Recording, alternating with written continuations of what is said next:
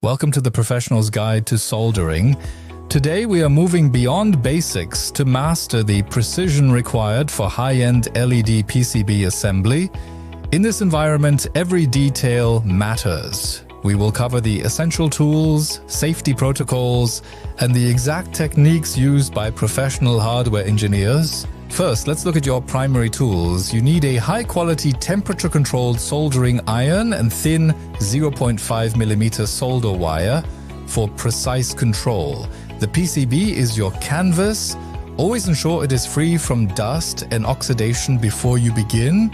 A clean board ensures a perfect electrical bond. Safety is paramount in any engineering task. Always work on an ESD safe mat and wear a grounding strap to protect sensitive components from static.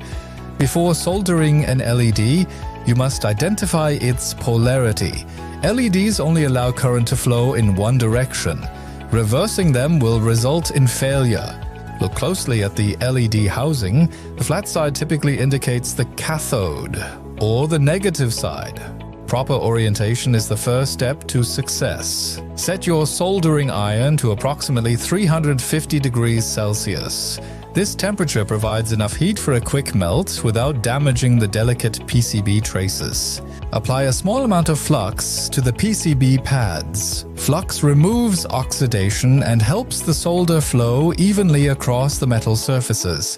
Now, the technique.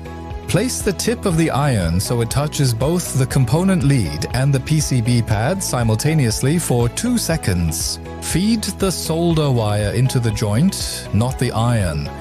Watch as it melts and flows naturally around the base of the lead.